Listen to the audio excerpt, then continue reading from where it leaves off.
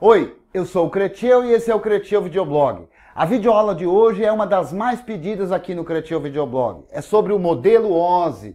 Eu vou falar sobre o funcionamento desse modelo, esse é um modelo em camadas. Vou falar sobre os protocolos que estão envolvidos com cada uma dessas camadas e vou comparar a um outro modelo chamado modelo internet, também conhecido como pilha TCP/IP. O modelo OSI é um modelo de referência. O modelo OSI vem do inglês OSI, Open System Interconnection, ou Sistema Aberto de Interconexão. Qual é a ideia de um modelo? Um modelo é estabelecer algumas regras, algumas orientações para que a interconectividade de dois dispositivos de rede possa acontecer. E ela possa acontecer independente de quem são as empresas envolvidas. Ou seja, qual é o fabricante da placa de rede, qual é o fabricante do switch, do roteador e assim por diante. Assim como qual o sistema operacional, qual o programa utilizado.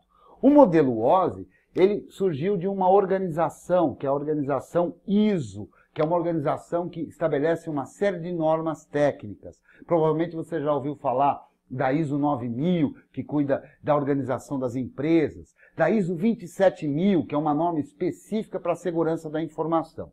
Bom, no modelo OSI, todas as ações que precisavam acontecer e que precisam acontecer para que haja a interconectividade de dois dispositivos de rede, foi feito abstrações, quer dizer, foram divididos em partes, e essas partes são chamadas de camadas. No modelo OSI, a quantidade de camadas são 7, numeradas de 1 a 7. Cada uma delas faz uma parte do que é necessário para haver a interconectividade. Elas também têm um nome. Quais são os nomes? É a camada física, de enlace, de rede, de transporte, de seção, de apresentação e de aplicação. Cada uma delas, portanto, é responsável por uma parte de toda a comunicação que existe entre dois dispositivos de rede. Nós vamos ver o que cada uma dessas camadas é responsável e quais protocolos, aqueles que você conhece, estão envolvidos com cada uma delas.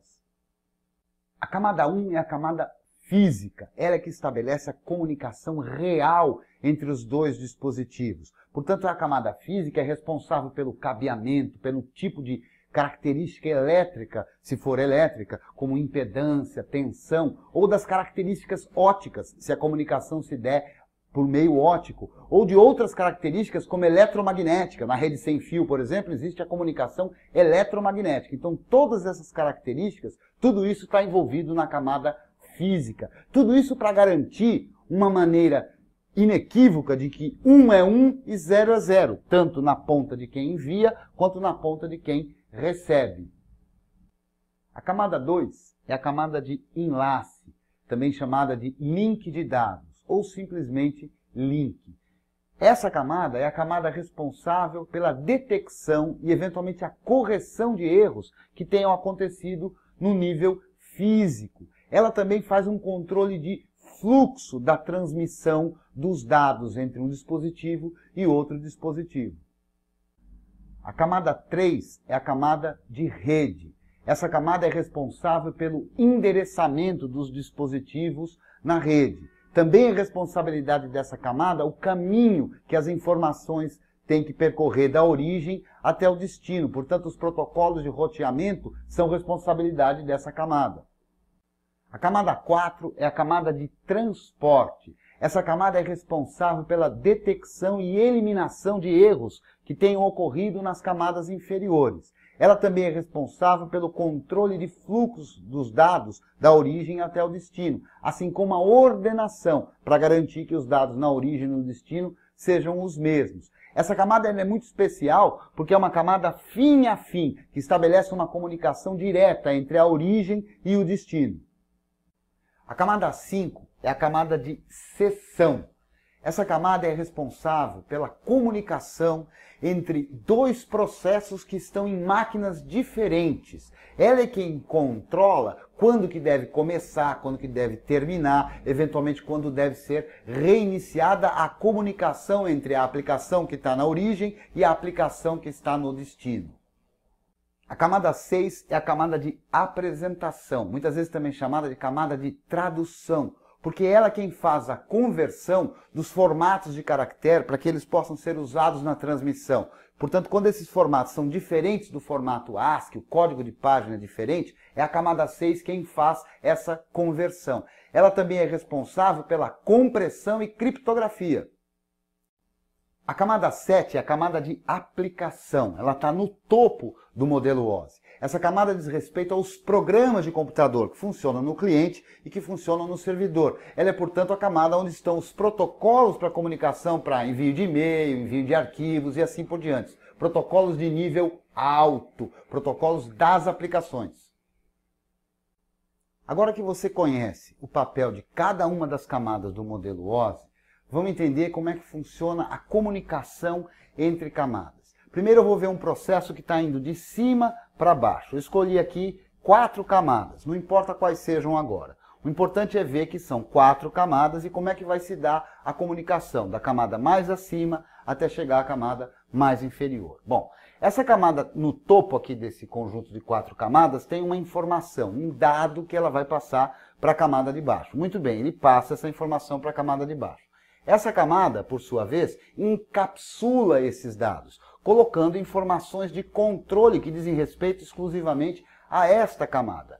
Legal, formou um novo conjunto. Este novo conjunto passa então para a camada inferior, que novamente não é capaz de interpretar esses dados que estão lá, nem os cabeçalhos, nem os controles que dizem respeito à camada de cima. O que ele faz então? Ele encapsula também. Como é que é esse processo de encapsular? Ele pega o que veio, trata isso como um conjunto e coloca as suas informações de controle, aqui nesse exemplo, um cabeçalho, e forma um outro conjunto. Esse outro conjunto é que vai para a camada inferior. Assim é o processo de encapsulamento camada a camada.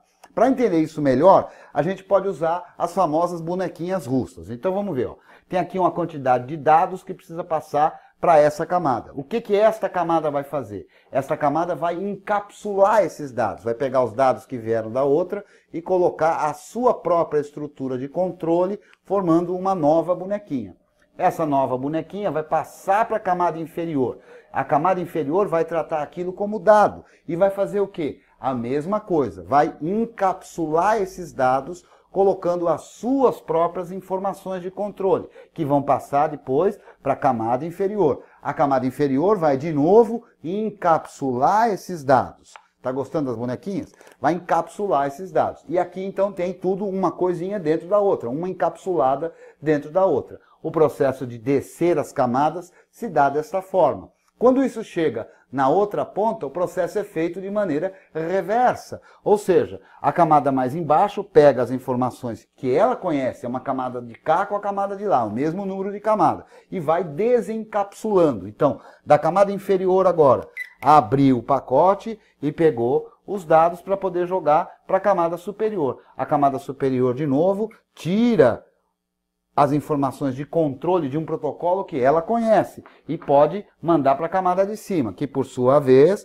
abre também a bonequinha e manda o dado para a camada mais superior. Esse processo de colocar um dado dentro de uma bonequinha, que é colocando os controles daquele protocolo, chama-se encapsular. E o processo de abrir isso e tirar a informação que veio de lá, chama-se desencapsular. É assim que se dá a comunicação entre uma camada superior e uma camada inferior. Para compreender isso na totalidade, inclusive com os nomes que vão ser usados, ou que são usados, a gente vai entender essa sopa de letrinha aqui. Agora vamos entender essa sopa de letrinhas. PCI, SDU e PDU. PCI é Protocol Control Information, informação de controle de protocolo. SDU é Service Data Unit, unidade de dados do serviço. E PDU é Process Data Unit. Vamos ver como é que isso se dá. PCI mais SDU igual a PDU. PCI mais SDU igual a PDU. Nesse exemplo aqui, parecido com o anterior, só que aqui eu coloquei um nome. Ó. São 4 camadas, quaisquer que sejam. Camada A, B, C e D. A camada A envia informações para B. O PDU da camada A é visto pela camada B como um SDU. A camada B faz o quê? Ela inclui PCIs, informações de controle respectivos daquela camada. PCI mais SDU igual a PDU. A camada B envia essa informação para a camada C. A camada C enxerga essa informação como um SDU. O que ela faz? Também acrescenta as suas informações de controle para formar um PDU, porque PCI mais SDU igual a PDU. A camada C, por sua vez, envia essa informação para a camada D, que enxerga isso como um SDU. Ela vai acrescentar de novo seus PCIs e, de novo, PCI mais SDU igual a PDU. O Madruga aqui está me dizendo que não deu para entender ainda direito. Vamos ver de novo? PCI mais SDU igual a PDU. PCI mais SDU igual a PDU. Nesse exemplo aqui, parecido com o anterior, só que aqui eu coloquei um nome. Ó. São 4 camadas, quaisquer que sejam. Camada A, B, C e D. A camada A envia informações para B. O PDU da camada A é visto pela camada B como um SDU. A camada B faz o quê? Ela inclui PCIs, informações de controle respectivos daquela camada. PCI mais SDU igual a PDU. A camada B envia essa informação para a camada C. A camada C enxerga essa informação como um SDU. O que ela faz? Também acrescenta as suas informações de controle para formar um PDU, porque PCI mais SDU igual a PDU. A camada C, por sua vez, envia essa informação para a camada D, que enxerga isso como um SDU. Ela vai acrescentar de novo seus PCIs e, de novo, PCI mais SDU igual a PDU. O modelo OSI é um modelo de referência. Efetivamente, na internet, o que está na prática da internet é o chamado modelo internet, também conhecido como pilha TCP/IP. O modelo internet também é um modelo de camadas, só que são 4 as camadas do modelo internet. Eu fiz aqui uma relação entre um e outro. Em vermelho, as 7 camadas do modelo OSI. Então, aqui em vermelho, o modelo OSI. E nós vamos comparar as camadas do modelo internet com o modelo OSI. Camada 1, camada de rede, a junção da camada 1 e 2. Camada 2, camada internet, onde há uma relação direta com a camada 3 do modelo OSI. Camada 3 do modelo internet, transporte, também uma relação direta com a camada 4 do modelo OSI, que também inclusive tem o mesmo nome, camada de transporte. E a camada 4 do modelo internet é a camada de aplicação, e ela é uma junção das camadas 5, 6 e 7 do modelo OSI. Cada uma dessas estruturas vão estar definidas através dos seus protocolos. Vamos ver alguns desses protocolos. Vamos analisar alguns protocolos bastante conhecidos e como eles se encaixam dentro desses modelos de referência. Um protocolo muito usado, que certamente você está usando aí agora, que é o Hypertext Transfer Protocol, ou HTTP. É um protocolo de aplicação ligado à camada 7 do modelo OSI. Outro protocolo nessa camada é o FTP, para transferência de arquivos. Protocolo interessante, TLS, usado para criptografia, para comunicação criptográfica em servidores de e-mail e tal, típico da camada 6 do modelo OSI. O protocolo SIP, de ligação telefônica, o protocolo NetBIOS, usado para compartilhamento de arquivos dentro de uma rede Microsoft, estão dentro da camada 5, a camada de seção do modelo OSI. Os protocolos TCP e UDP, que fazem o controle de fluxo, o controle da informação, são protocolos da camada 4 do modelo OSI, a camada de transporte. Protocolos como IP, Internet Protocol, que é um protocolo da camada 3 do modelo OSI, e que aqui agora dá para ver que ele é o quê? Ele é o protocolo que dá nome à camada Internet do modelo Internet. Dentro deles também tem o IP, o ICMP, o NAT, o ARP, todos eles protocolos que lidam com o endereçamento, com o endereço do pacote de informação. As tecnologias de Ethernet e Wi-Fi fazem parte da camada 2, a camada de enlace de dados. Então você viu que há uma relação entre os protocolos e as camadas de um modelo e de outro modelo. Você quer aprender mais detalhes sobre isso? Eu sugiro que você leia o livro sobre rede de computadores, do Tannenbaum.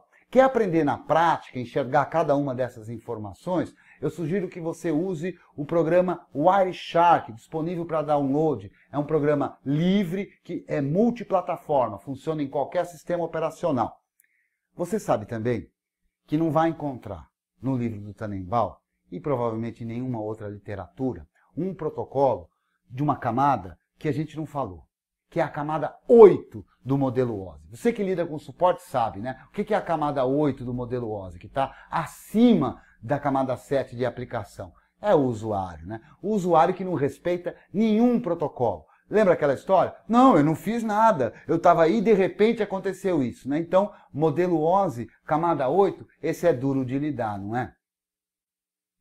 Você foi um dos que pediu para que eu fizesse uma aula sobre o modelo OSI? Bom, tá aí a aula. Você gostou? Não gostou? Está satisfeito? Não está satisfeito? Comenta. Está gostando das videoaulas? Dá um joinha, ajuda a gente a crescer, ajuda a gente a chegar para mais gente. Tem várias formas de você poder colaborar. Gostou da nova cara do Creativo Videoblog? Tá mais bonitona, né? Ó, tá diferente aqui, né? Tudo num tom mais profissional e tudo. E a gente trabalhando para que a coisa fique melhor para você também. Eu espero que você tenha gostado dessa videoaula e te aguardo para a próxima.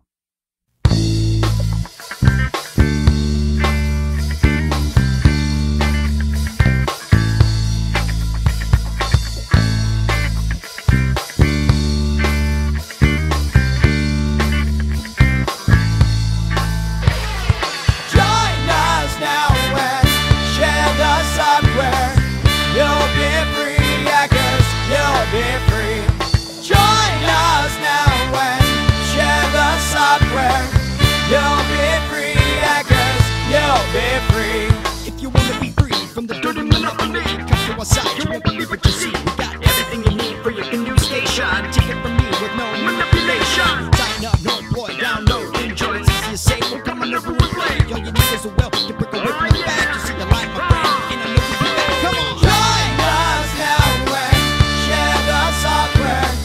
You'll be free, hackers. You'll be free. Listen up here. Join us now and share the software. You'll be free, hackers. You'll be free. If you wanna be free from the dirty monopoly, come to our side, you won't believe what you see. We got everything you need for your new station.